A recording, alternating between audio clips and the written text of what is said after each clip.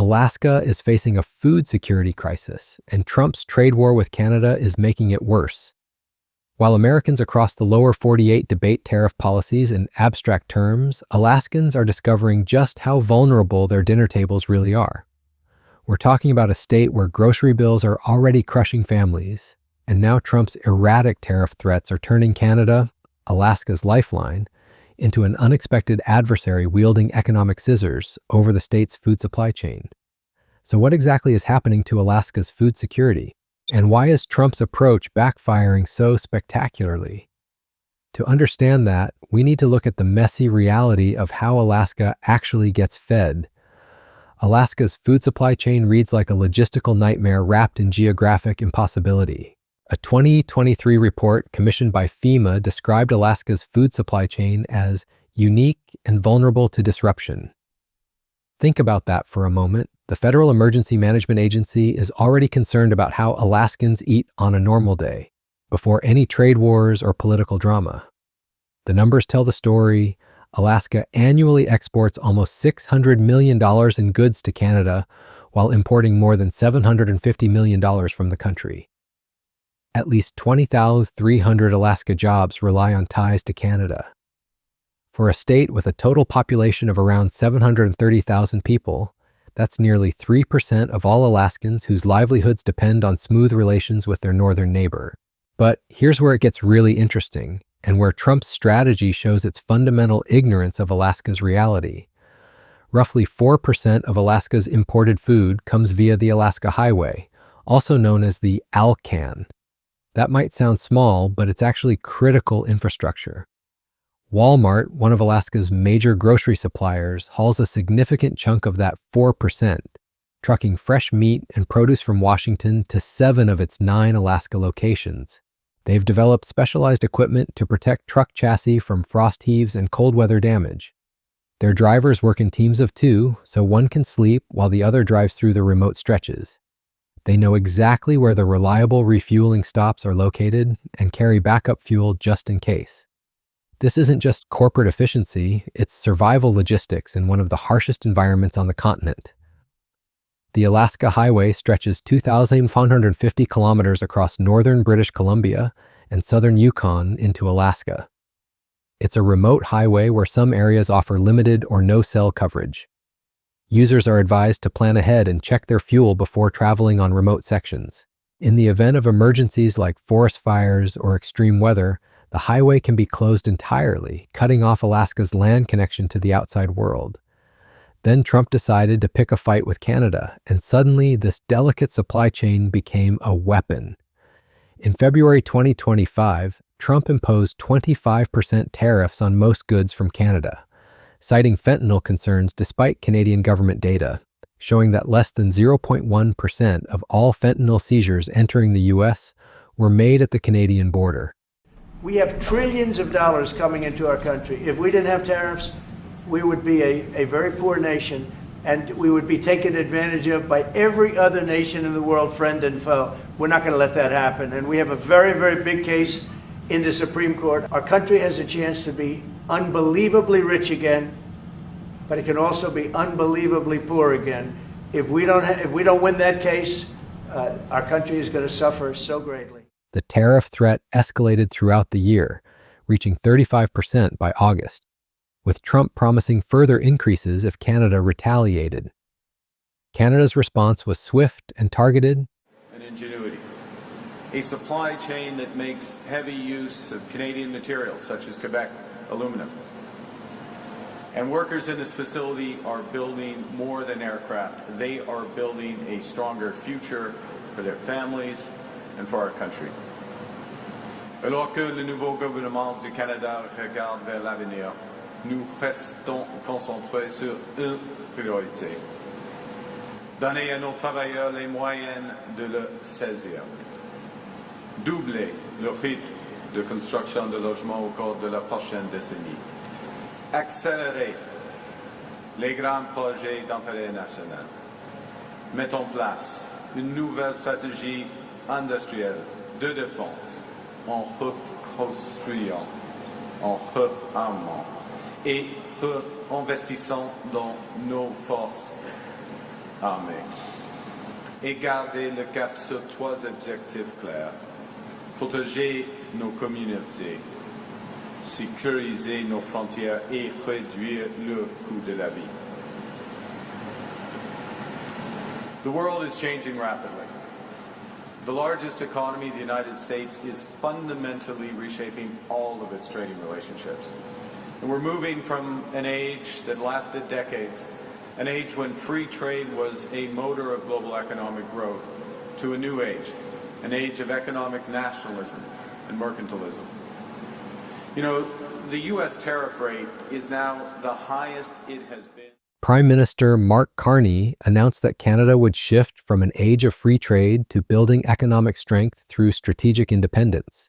The Canadian government understood that U.S. tariff rates had reached their highest levels since the Great Depression, and they needed to protect their own economy while demonstrating the consequences of Trump's reckless approach. Canada identified exactly where the United States was most vulnerable and applied pressure there. This disruption calls for a bold new approach. Specifically, a program to help up to 50,000 workers learn new skills, a policy to ensure the government buys Canadian goods, loans for businesses, and more cash for industries hit hard by tariffs. And we're going to support Canadian workers so they can drive Canada's economic transformation. Across sectors, the reaction? Gratitude mixed with worry that it may not be enough. The government announced comprehensive support measures, including a $5 billion strategic response fund and aggressive Buy Canadian policies, signaling they were prepared for a prolonged economic confrontation. British Columbia Premier David Eby threatened to place tolls on commercial trucks traveling from the lower 48 to Alaska via his province.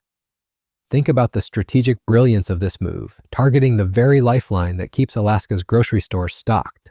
Eby said the tolls would significantly increase transportation costs, disrupt supply chains, and raise prices for essential goods that Alaskans rely on.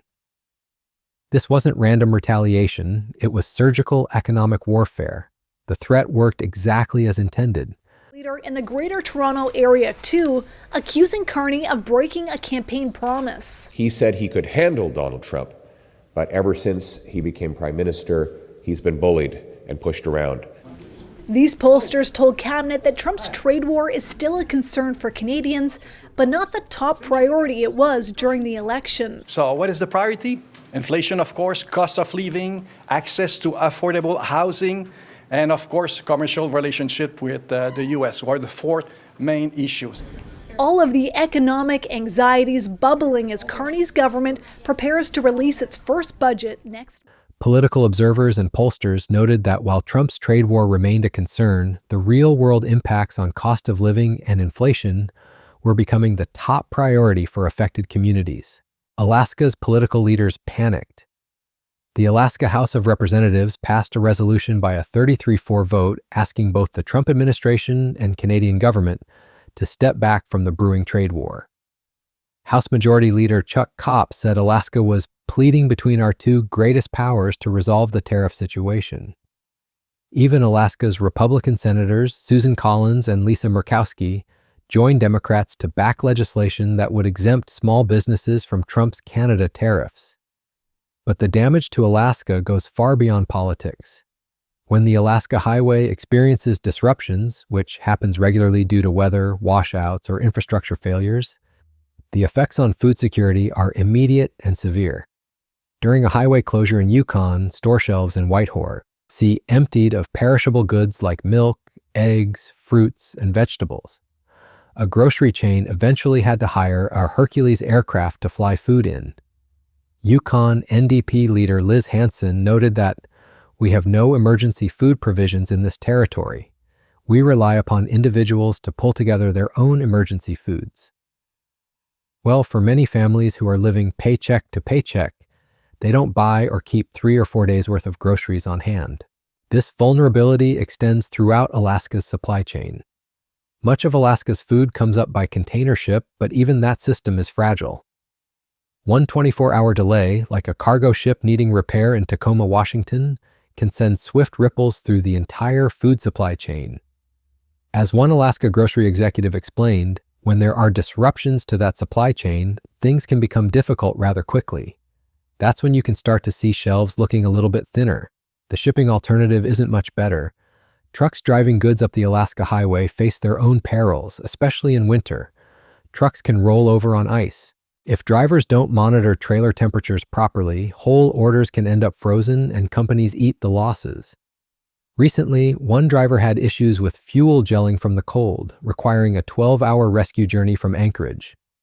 As one supply chain manager put it, we try not to have all our eggs in one basket. When there's only one ship a week, salads aren't going to last you 7 days on the wall. Trump's tariff strategy completely ignored these realities. His administration claimed the tariffs would force Canada to crack down on fentanyl smuggling, despite the minimal flow of drugs over the northern border. Trump expressed frustration with the trade deficit with Canada, which largely reflects oil purchases that benefit American consumers.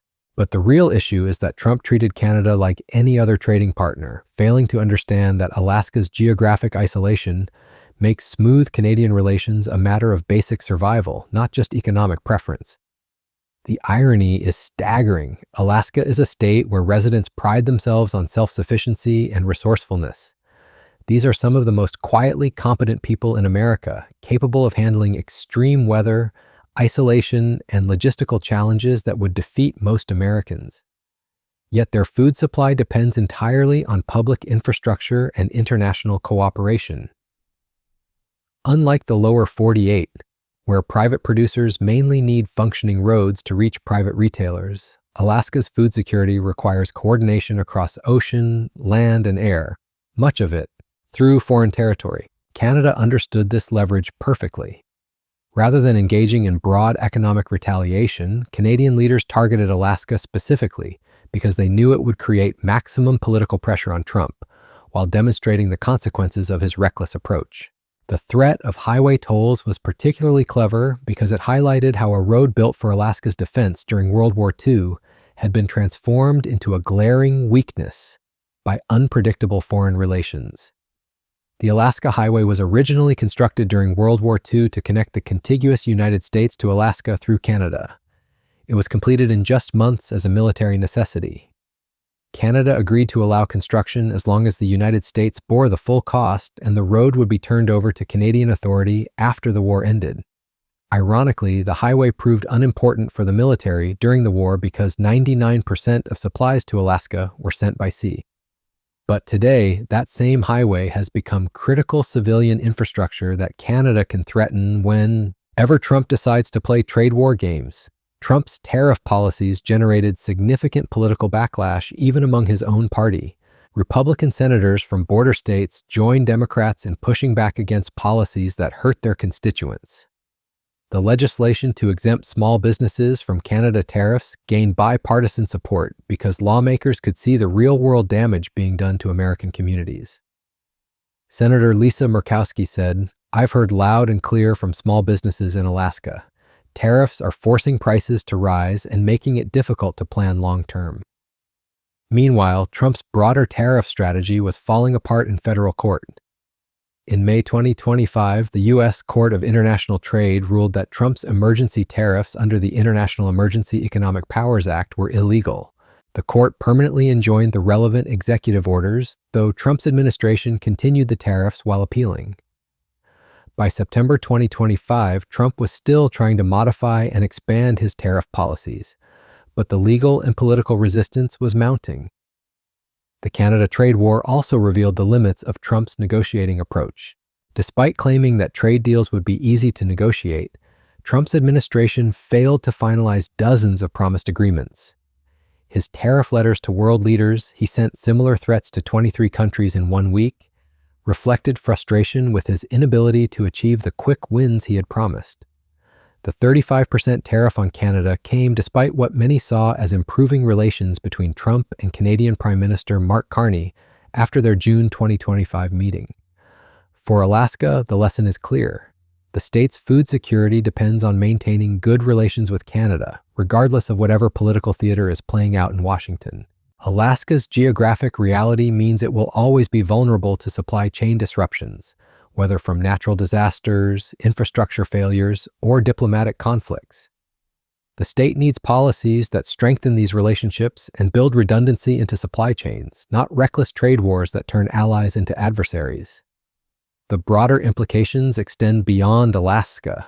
Trump's approach to Canada demonstrates a fundamental misunderstanding of how modern supply chains work and why international cooperation matters. In an interconnected world, threatening your closest allies and most important trading partners is a recipe for economic self-harm. Alaska's food crisis is just one example of how Trump's tariff policies hurt Americans more than they help. As Alaskans continue to face higher grocery prices and supply chain uncertainty, they're learning that their food security depends on forces far beyond their control. The most self-sufficient Americans are discovering that even they need international cooperation to survive, and Trump's trade war with Canada has made that cooperation much more difficult to maintain. Thanks for watching. If you want to understand more about how Trump's trade policies are backfiring across America, check out our other videos on the economic consequences of his tariff strategy.